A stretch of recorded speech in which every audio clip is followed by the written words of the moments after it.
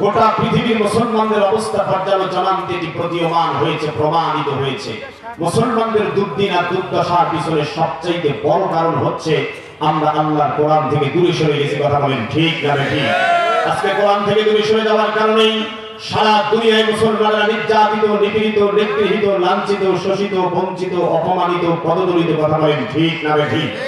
আজকে কোরআন থেকে দূরে সরে যাওয়ার কারণে Pakistan, Libya, Syria, Algeria, Bulgaria, Nigeria সহ পৃথিবীর মুসলিম অধ্যুষিত জনপদগুলোতে দেশে দেশে টার্গেট করে করে ইহুদিবাদী ইসরায়েলের প্রত্যক্ষ মদদে সন্ত্রাসবাদী আমেরিকার আঙ্গুলি ইশারায় আর সাম্রাজ্যবাদী ভারতের নগ্ন হস্তক্ষেপে সারা দুনিয়ায় মুসলমানের রক্ত নিয়ে হুই খেলা হচ্ছে। কথা বলেন ঠিক না ঠিক?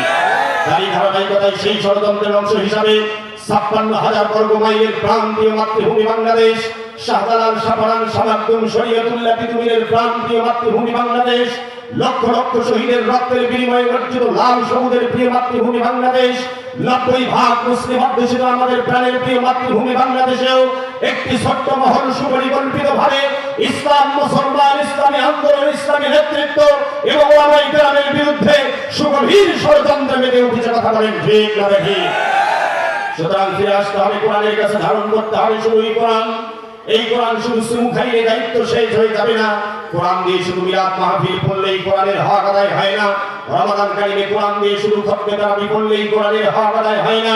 আপনার পিতার মৃত্যুর পরে, মাতার মৃত্যুর পরে ৩ দিন, ৭ দিন, ১০ দিন, ৪০ দিনে কোরআন খালি করলেই কোরআনের হক আদায় হয় না। কথা বলেন ঠিক না? কারণ কোরআন কারিমের এই বিধান প্রতিষ্ঠার জন্য আমাদের প্রিয় নবী, বিশ্ব নবী, মানবতার বন্ধু মুহাম্মদুর রাসূলুল্লাহ সাল্লাল্লাহু আলাইহি ওয়াসাল্লাম শেখ আবু তালিবে ৩ বছর কারারুদ্ধ থেকে মানবেতর জীবন যাপন করেছেন মুসলমান। কথা বলতে হবে ঠিক না ঠিক? এই কোরআনের বিধান প্রতিষ্ঠার জন্য প্রিয় নবী তাইফে পাথরের আঘাতে জর্জরিত হয়েছেন। এই কোরআনের বিধান প্রতিষ্ঠার জন্য আসহাবে কেরাম আকাতরে জীবন দিয়েছেন। এই কোরআনের বিধান প্রতিষ্ঠার জন্য আইম্মায়ে কেরাম জীবন দিয়েছেন। এই কোরআনের বিধান প্রতিষ্ঠার জন্য আমাদের ইমামে আজম আবু হানিফা রাহিমাহুল্লাহ জেলখানায় ঢুকে ঢুকে শহীদ হয়েছেন। কথা বলতে হবে ঠিক না ঠিক? শুধু তাই নয়, মুসলমান এই কোরআনের বিধান প্রতিষ্ঠার জন্য সাইয়্যিদ কুতুব শহীদ হয়েছেন। এই কোরআনের বিধান প্রতিষ্ঠার জন্য শহীদ হাসানুল বান্না জীবন দিয়েছেন। এই কোরআনের বিধান প্রতিষ্ঠার জন্যই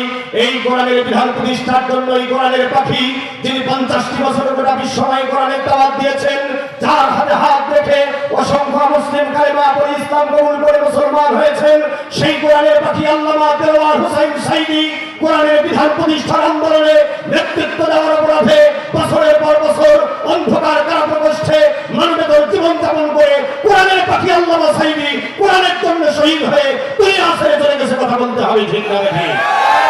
কোরআনের পাখি আল্লামা সাইদির রেখে যাওয়া সেই আদর্শ, কোরআনের পাখি আল্লামা সাইদির রেখে যাওয়া সেই মিশন, সেই আন্দোলন বাস্তবায়ন করার জন্য যদি আবার ময়দানে ডাক আসে, জীবনের ঝুঁকি নিয়ে জানমালের কোরবানি করে যে কোনো পরিস্থিতির মোকাবেলা করে নারী তাকবীরের স্লোগানে ডোনারের আকাশ বাতাস প্রকম্পিত করে ইসলামের দুর্দিন দুঃসময়ে প্রয়োজনে মাথায় কাপড়ের কাপড় বেঁধে রাজপথে ঝাঁপিয়ে পড়তে হবে। কারা কারা দিয়েছেন দুই হাত করে আল্লাহ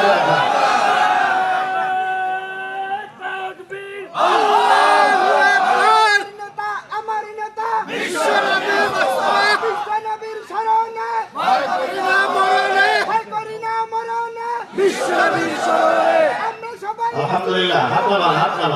হাত নামান অল্প করে দিলে সময় কম, একটু আগাইয়ে আমার ভাইরা। আর যাই হোক, তাকবীরের সাথে কোনো কম্প্রোমাইজ নাই। কথা বলেন ঠিক না ঠিক? কোন নেতা, কোন ব্যক্তি বিশেষ কিংবা কোন কর্মকর্তা যদি বলে, এখন আর বলে না, আগে বলতো যে মাহফিলে তাকবীর চলবে না। কথা বলেন ঠিক না ঠিক? আমরা সব মানতে রাজি আছি, তাকবীরের সাথে কোনো কম্প্রোমাইজ করতে রাজি নাই। কথা বলেন ঠিক না ঠিক? তাকবীরের নির্দেশ কে দিয়েছেন? বলেন আল্লাহ বলেছেন, ইয়া আইয়ুহাল মুদাসসির কুম ফানজির রাব্বাকা ফাকাব্বির। হে কম্বলাচ্ছাদিত ব্যক্তি, কথা কম্বল ছুঁড়ে ফেলো, দাঁড়িয়ে যাও এবং সতর্ক করো। রাব্বাকা ফাকাব্বির, আর তোমার রবের নামে তাকবীরের স্লোগান ধরো। আল্লাহু আকবার বলে নির্দেশ কে দিয়েছে? মাত্র 13 জন কর্মী নিয়ে মক্কা নগরীতে প্রথম যেদিন ওমর রাদিয়াল্লাহু হামজা রাদিয়াল্লাহু নেতৃত্বে মাত্র 13 জন কর্মী নিয়ে প্রথম যেদিন মক্কা নগরীতে ইসলামের প্রথম তাকবীরের ধ্বনি উচ্চারিত হয়েছিল, সেই দিনেই তাকবীরের স্লোগান শুনে আবু জেহেলের কলিজা পুড়ে ছাই হয়েছিল। কথা বলেন ঠিক না ঠিক? সুতরাং আজকেও যারা নারাই তাকবীরের স্লোগানের বিরুদ্ধে আচরণ করে, নারাই তাকবীরের স্লোগানকে রাজনৈতিক স্লোগান বলে অভিহিত করে, নারাই তাকবীরের স্লোগানকে পাকিস্তানি স্লোগান বলে উপহাস করে, বুঝতে হবে তারা অন্য কেউ নয়, তারা আবু জাহেলের প্রেতাত্মা, তারা আবু জাহেলের আদর্শের লোক। ইসলাম মুসলমানের সাথে আবু জাহেলের আদর্শের লোকদের কোনো সম্পর্ক নাই। কথা বলেন ঠিক না? এই তাকবীর আমাদের পূর্বপুরুষ রাসূলের চাচা হামজার তাকবীর, খাত্তাবের পুত্র ওমরের তাকবীর। এই তাকবীর আমাদের পূর্বপুরুষ মহাবীর মহাপুরুষ আব্দুল গাজীর তাকবীর, ওসমান গাজীর তাকবীর, রহান গাজীর তাকবীর। এই তাকবীর আমাদের পূর্বপুরুষ বাইতুল মুকাদ্দাস বিজয়ী সুলতান সালাউদ্দিন আইয়ুবীর তাকবীর। এই তাকবীর আমাদের পূর্বপুরুষ কনস্টান্টিনোপল বিজয়ী মুহাম্মদ আল ফাতির তাকবীর। এই তাকবীর আমাদের পূর্বপুরুষ বাংলা বিজয়ী মহান বীর ইখতিয়ার উদ্দিন মোহাম্মদ বিন বখতিয়ার খিলজির তাকবীর। কথা বলতে হবে ঠিক না বেঠিক? যে বখতিয়ার খিলজি মাত্র 17 জন সৈন্য নিয়ে, যে বখতিয়ার খিলজি মাত্র 17 জন সৈন্য নিয়ে নরেন্দ্র মোদীর পূর্বপুরুষ লক্ষণ সেনের রামরাজত্বকে কবর দিয়ে এই বাংলা ইসলামের বিজয়কে দৌড়িয়েছিল। আমরা সেই বখতিয়ার খিলজির রুহানি সন্তানেরা বেঁচে থাকতে এই বাংলাদেশের সার্বভৌমত্বের বিরুদ্ধে কোন ষড়যন্ত্র বাস্তবায়ন হতে দেব না। কথা বলেন ঠিক না? সুতরাং বখতিয়ার খিলজির রেখে যাওয়া সেই তকবীর ধ্বনি উচ্চকিত করে আবার ময়দানে যদি ঝাঁপিয়ে পড়তে হয়, প্রিয় মাতৃভূমি বাংলাদেশের প্রতি ইঞ্চি জমিনের, মাতৃভূমির প্রতি ইঞ্চি জমিনের সার্বভৌমত্ব রক্ষার জন্য বাংলাদেশের তামাম ছেলেদের ঝাঁপিয়ে পড়তে হবে। কারা কারা রাজি আছেন? আরেকবার হাত উঁচু করে আল্লাহকে দেখা।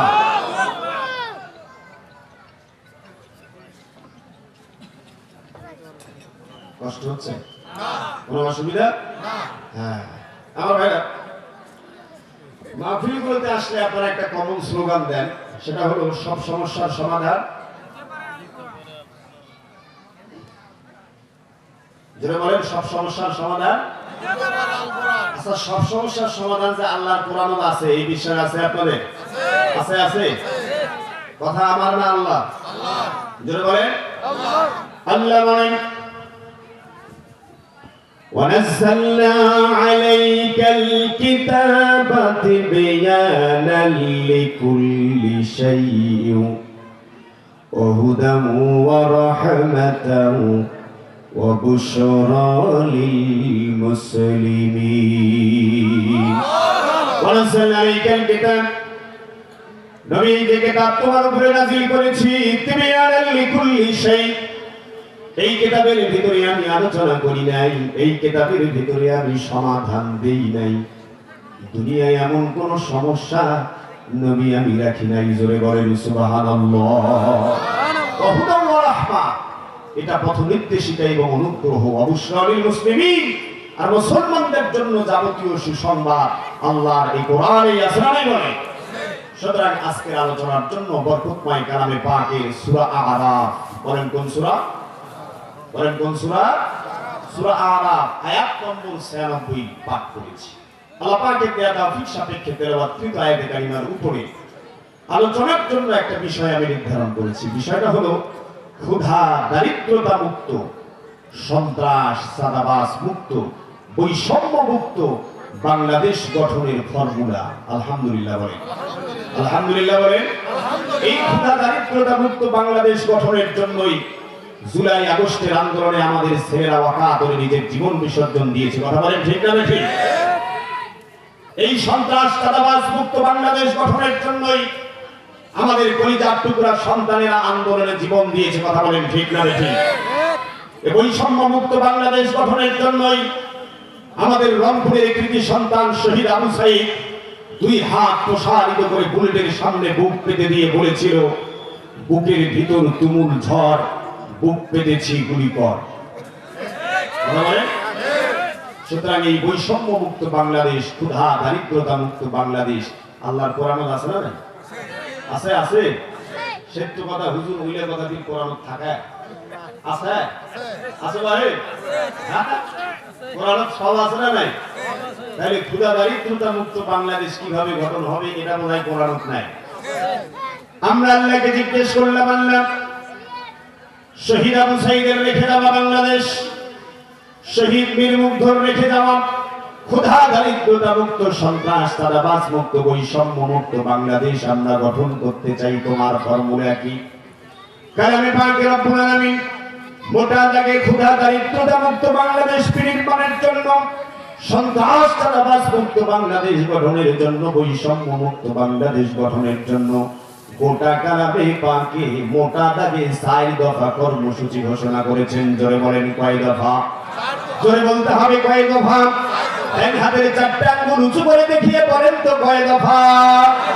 এবার আমরা আল্লাহকে জিজ্ঞেস করলাম, আল্লাহ ক্ষুধা দারিদ্রতা মুক্ত, সন্ত্রাস চাঁদাবাজ মুক্ত, বৈষম্য মুক্ত বাংলাদেশের প্রথম দফা কর্মসূচি কি? রব্বুল আলামিন বলেন প্রথম দফা কর্মসূচি হলো আল্লাহর গোলামীর কাছে মাথা নত করতে হবে। জোরে বলেন সুবহানাল্লাহ। আল্লাহর গোলামীর কাছে সারেন্ডার করতে হবে, জীবনের সকল ক্ষেত্রে আল্লাহর গোলামীকে মেনে নিতে হবে। আমাদের ঘুম থেকে ওঠা থেকে শুরু করে পরবর্তীতে ঘুম যাওয়া পর্যন্ত, আপনার কৃষি ক্ষেত খামারে, চাকরিতে বাকরিতে, ব্যবসা বাণিজ্যে, আপনার জীবনের সকল স্তরে আর সকল সেক্টরে যদি আল্লাহর গোলামী মেনে নিতে পারেন, রব্বুল আলামিনকে আমরা বললাম আল্লাহ তাহলে কি লাভ হবে? জীবনের সকল ক্ষেত্রে তোমার মালিকের, কাবার মালিকের দাসত্বের বিধানকে যদি আমরা মেনে নেই, আল্লাহ কি লাভ হবে? আল্লাহ রব্বুল আলামিন আমাদেরকে শেখাচ্ছেন 24টা ঘন্টা যদি কাবার মালিকের দাসত্বের বিধানকে মেনে নাও, জীবনের সকল ক্ষেত্রে আল্লাহর গোলামীকে যদি মেনে নাও, কি লাভ হবে জানো নাকি? রব্বুল আলামিন আমাদেরকে শেখাচ্ছেন, সবাই পড়েন আমার সাথে, ফালইয়াবুদু রাব্ব হাযাল বাইতিল্লাযী আত'আমাহুম মিন জু'ইন ওয়া আমানাহুম মিন খাউফ। আল্লাহু আকবার। কোন সূরা? হ্যাঁ, মুখস্থ আছে? আল্লাহ বলেন ফালইয়াবুদু রাব্ব হাযাল বাইত, ওই যে কাবা ঘর দেখছো, ওই কাবার মালিকের দাসত্বের বিধানকে জীবনের সকল ক্ষেত্রে মেনে নাও। আমরা বললাম আল্লাহ আমরা যদি মেনে নেই কি লাভ হবে মাবুদ? রব্বুল আলামিন বলেন আল্লাযী আত'আমাহুম মিন জু', আমি তোমাদেরকে কথা দিচ্ছি, আমি তোমাদেরকে প্রতিশ্রুতি দিচ্ছি, জীবনের সকল ক্ষেত্রে 24টা ঘন্টা যদি কাবার মালিকের বিধানকে মেনে নাও, ক্ষুধা দারিদ্রতা চিরতরে দূর হয়ে যাবে। জোরে বলেন সুবহানাল্লাহ। ক্ষুধা দারিদ্রতা আল্লাযী আত'আমাহুম মিন জু', ক্ষুধা দারিদ্রতা জাদু করে চলে যাবে। ক্ষুধা দারিদ্রতা বলতে কিছু থাকবে না, অভাব অনটন বেকারত্ব চিরতরে দূর হয়ে যাবে। আল্লাহু আকবার। গ্যারান্টি কে দিয়েছে?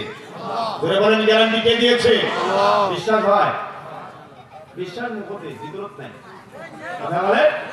আরে বিশ্বাস যদি ভিতরে থাকতো তাহলে আল্লাহর কোরআনের বিধান কায়েম হয়ে এতদূরে ক্ষুধা দারিদ্রতা বেকারত্বের অভিশাপ থেকে বাংলাদেশ কোন দিনেই মুক্তি পাইতো। কথা বলেন ঠিক না?